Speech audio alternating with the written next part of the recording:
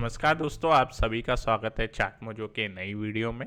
और दोस्तों अभी हम देख सकते हैं कि जो प्रीवियस सेशन था फ्राइडे का, वहाँ पे हमें एक अच्छी अप मूव मिली है, कंटिन्यू हुआ है अप मूव। ओके।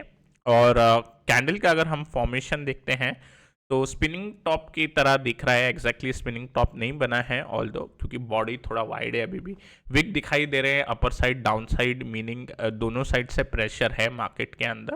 अभी ये जो चैनल स्ट्रक्चर है, यहाँ पे जो चैनल पैटर्न बनाया गया है, उसके जो लेवल आते हैं 950 के आते हैं। ओके। लास्ट की वीडियो में डिस्कस कर रहे थे, एक बार के लिए अगर 19750 के ऊपर जाता है तो 800 850 एक लेवल बन के आ सकता है। हमें वो दिखाई दिया, वहाँ तक एक बार पहुँचा है मार्केट। अभी जो नेक्स्ट ट्रेडिंग सेशन है, ओके, उसके अंदर जो प्रीवियस डे का हाई है वो इम्पोर्टेंट हो जाता है, क्योंकि अगर इस हाई को ब्रीच करता है, आप देख सकते हैं यहाँ पे नियर अबाउट 870 का लेवल है, तो 870 के लेवल के बाद ये जो टारगेट एरिया आता है वहाँ तक का एक अटेम्प्ट होगा। तो नेक्स्ट सेशन में 19870 के ऊपर अगर जाता है मार्केट, तो आई थिंक एक बार के लिए मार्केट पहुंचना चाहिए 19950 where it will hit the target. Okay. जो चैनल फॉर्मेशन का जो टारगेट निकाला जाता है, जो चैनल का विथ होता है, उतना टारगेट हम देख पाएंगे। और उसके बाद 20 के अगेन साइकोलॉजिकल रेजिस्टेंस की तरह बनते हुए आएगा। ओके।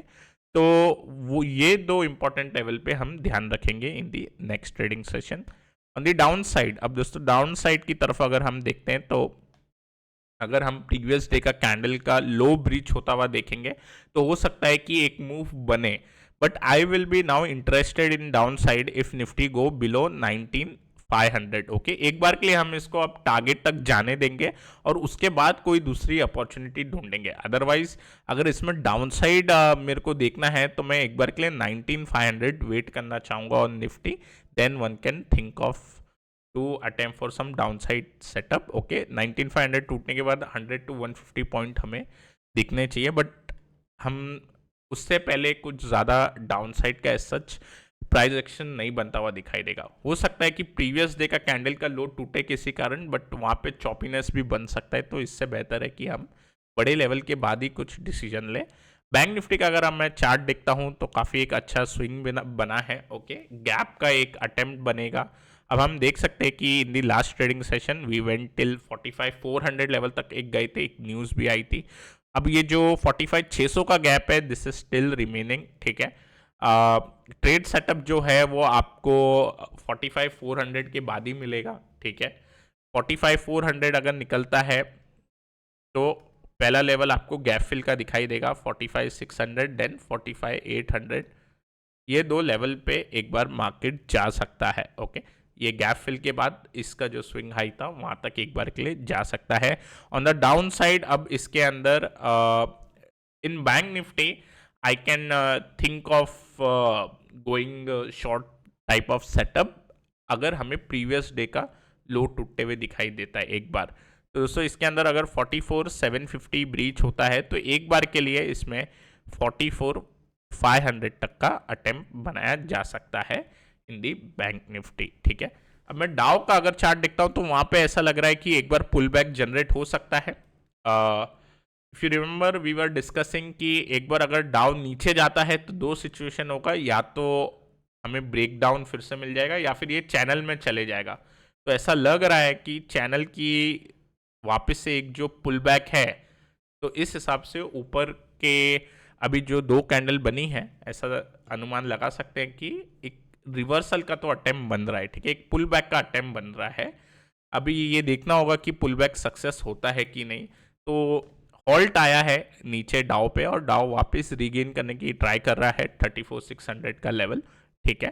सो यहाँ से जो सिग्नल लेंगे न्यूट्रल लेंगे, जो फ्राइडे के सेशन में क्लोजिंग मिली है। DXY भी स्टेबल है, but DXY is trying to breach 105, उसके बाद 105.10, यस 105.5, उसके बाद थोड़ा रिस्की जोन में चले जाएंगे। यहाँ पे वॉच है। और क्रूड भी अपने जो स्विंग भी है, स्विंग के जो अपर एरिया, अगर मैं इस पर फिबोनाकी लगाऊंगा दोस्तों तो आपको दिखाई देगा कि ये टॉप मोस्ट जो फिबोनाकी के लेवल होते हैं, ठीक है, वहां तक इसके अंदर एक रिट्रेसमेंट बनी है सीधे से। यहाँ से लेके यहाँ तक अगर मैं देखता हूँ तो नियर अबाउट 23.6 का जो लेवल आ रहा है 88.93, 89 पकड़िए इसको, नियर अबाउट उसके ऊपर ही कंसोलिडेट कर रहा है, तो इससे थोड़ा स्ट्रेंथ पता चल रहा है। इसमें अगर ब्रेकआउट आएगा डेफिनेटली एक थोड़ा नेगेटिव इम्पैक्ट पड़ेगा। अभी हम ये देख रहे हैं, इसके बावजूद भी निफ्टी मूव दे रहा है, तो ये निफ्टी की स्ट्रेंथ बता रहा है फिलहाल इन दी करेंट मार्केट। और अब जो काउंटर भी डिस्कस करेंगे वो निफ्टी के हिसाब से, क्योंकि काफ़ी स्ट्रेंथ में है हमारा ब्रॉडर मार्केट, तो अपसाइड के हिसाब से ही देखेंगे। लेकिन क्योंकि थोड़ा मैक्रो गड़बड़ है, आप इसमें स्प्रेड्स के जरिए या फिर आप क्वांटिटी पे ध्यान रखते हुए काम कर सकते हैं। इन द लास्ट सेशन जो अब हम डिस्कस कर रहे थे, चार्ट पे स्टडी कर रहे थे, तो उसमें एक इंडसइंड बैंक दिखा था जिसमें असेंडिंग ट्रायंगल स्ट्रक्चर का ब्रेकआउट था। अब यहाँ पे एक स्पिनिंग टॉप कैंडल बन गया है, ठीक है। अगेन इंडिसेसिवनेस थी इस काउंटर के अंदर, और इसका अगर हाई टूटेगा तो डेफिनेटली ऊपर जाना चाहिए। जैसे हम बैंकिंग काउंटर देख पा रहे हैं, मेरे हिसाब से मूव बननी चाहिए। ओके, इंट्राडे में ये उतना अच्छा नहीं परफॉर्म किया। ओके, इंट्राडे में अगर हम देखते तो it didn't perform well, but in positional I think it should do okay, do quite okay. जो इस करंट कैंडल का हाई है, एक बार ये ब्रीच हो जाए तो हमें फर्दर मूव आते हुए दिखाई देगी। अब एम फाइनेंस के अंदर इंट्राडे में एक बार के लिए अपॉर्चुनिटी थी थोड़ी, अगर एंट्री के बाद एक अच्छी स्विंग ट्रेल बेसिस पे जाके, बट इसके अंदर एक रेजिस्टेंस आ गया। आई वॉज होपिंग कि ये 312 तक एटलीस्ट जाए, 312 और 314 जहाँ पे इसको रेजिस्टेंस लगता था। ओके, प्रीवियस एरिया का जहाँ पे इसने सपोर्ट लिया था, बट उससे पहले ही नीचे गया। सो पोजिशनल के लिए भी ओके ही है फिलहाल। ओके, क्योंकि ट्रिगर पॉइंट एज सच अगर हम देखें, ठीक है, तो ये जो ट्रिगर पॉइंट आ रहा था 302 का, उसके वहाँ पे आके क्लोज हुआ है। एज सच ज़्यादा डैमेज नहीं है इसके अंदर, तो पोजिशनली ये stock is still okay. But intraday के अंदर एक स्विंग मिला, देन ये वापस नीचे आ गया। Okay, so it can be term as okay kind of move, ठीक है। कॉनकॉर का चार्ट देखेंगे अभी हम। अगर आप सैटरडे के लाइव वीडियो में थे तो मैंने तभी भी कॉनकॉर डिस्कस किया था। Let me reset the chart right now. Concor का अगर मैं चार्ट देखूं तो यहाँ पे 720 लेवल निकल के आएगा, काफ़ी इंपॉर्टेंट। 720 लेवल निकलने के बाद यहाँ पे दो चीज़ होगी, एक CNH पैटर्न बना है, ठीक है, एक कप एंड हैंडल जैसा स्ट्रक्चर है।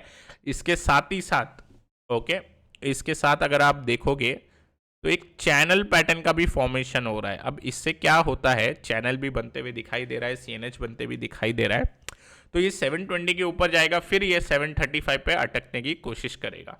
तो ऐसे सिनेरियो में, और स्टॉक की जो बिहेवियर देखोगे आप, ब्रेकआउट के टाइम जो बिहेवियर बनते हैं, ठीक है, इसके अंदर और चॉपीनेस बन सकती है, तो आप डायरेक्टली जाने के बजाय इसके अंदर भी स्प्रेड की तौर पे ये ब्रेकआउट का प्ले कर सकते हो। मैंने स्प्रेड के बारे में भी लाइव वीडियो के अंदर बताया है, एक बार आप फॉर दी स्टडी पर्पस उसको देख सकते हैं। और बाकी सब काउंटर में अगर आपको चॉपीनेस लिखती है, मैक्रो खराब दिखते हैं और आपको कम रिस्क लेना है, तो स्प्रेड टाइप की स्ट्रेटेजी पे आप वर्क अराउंड कर सकते हैं। ओके, तो कॉनकॉर एक अच्छा चार्ट है, वॉल्यूम भी अच्छा आया हुआ है फ्राइडे के दिन। ओके, सो वीकली क्लोजिंग पे अटेम्प्ट हुआ है।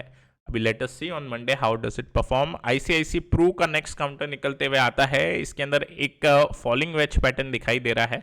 साथ ही साथ अगर आप देखो तो सपोर्ट पे एक हैमर कैंडल स्ट्रक्चर बना है, यहाँ पे एक हैमर कैंडल बनी है, नॉट स्ट्रक्चर, हम इसको प्रॉपर हैमर कैंडल ही बोल सकते हैं।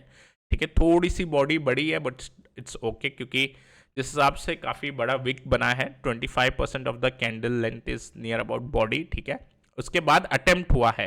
अभी दोस्तों हमें क्या करना है, हम क्लियरली देख सकते हैं कि जो वेज पैटर्न के अंदर का स्विंग हाई बन के आया था, जहां से ये ब्रेक फेल हुआ था, ठीक है, उसी एरिया पे हमने एक रिवर्सल आते हुए देखा। तो 570 लेवल इंपॉर्टेंट हो जाएगा इस काउंटर के अंदर। अगर हम ICICI प्रो में 570 ब्रीच होता हुआ अगर आपको दिखेगा तो डेफिनेटलि इसके अंदर एक लॉन्ग टाइप का सेटअप बनेगा। इसके अंदर ज़रूर पोजीशनिंग की जा सकती है on the long time setup. Okay, long setup. अभी इसके अंदर जो वेज पैटर्न है, ठीक है, आप इसको सोचोगे सर ये एक पेनेंट पैटर्न भी दिख रहा है, तो हम इसको पेनेंट स्ट्रक्चर बोलेंगे। देखो कभी भी मैं पेनेंट अगर स्ट्रक्चर बोलूंगा, ठीक है, ऑफ वीकली चार्ट गया, तो आप बोलोगे सर ये पेनेंट पैटर्न है, तो मैं अधिकतर इसको पेनेंट स्ट्रक्चर बोलना पसंद करता हूँ, क्योंकि पैटर्न मतलब एग्जैक्टली फॉर्म होना चाहिए। पेनेंट एक शॉर्ट टर्म पैटर्न होता है 15 से 20 कैंडल से ज़्यादा नहीं होनी चाहिए कंसोलिडेशन में, ठीक है। अब वीकली पे तो आप बोलोगे सर वैसा तो लग ही रहा है वीकली पे एक पेनेंट टाइप, बट हम इसे पेनेंट स्ट्रक्चर बोलते हैं क्योंकि पेनेंट जैसा बिहेवियर दिखाई दे रहा है, एग्जैक्ट पेनेंट नहीं दिखता। और फॉलिंग वेज आप बोल सकते हो क्योंकि फॉलिंग वेज के जो डेफिनेशन में आता है, तो इसके ऊपर डेफिनेटली 570 के ऊपर एक बार के लिए अलर्ट लगाया जा सकता है। तो दोस्तों आज के लिए इतना ही। मैं आशा करता हूँ आपको वीडियो पसंद आ रहा होगा। अगर पसंद आ रहा है तो ज़रूर लाइक करें, सब्सक्राइब करें। Till then I will meet you in a next video. मैं आशा करता हूँ कि आपका नेक्स्ट वीक अच्छा जाए।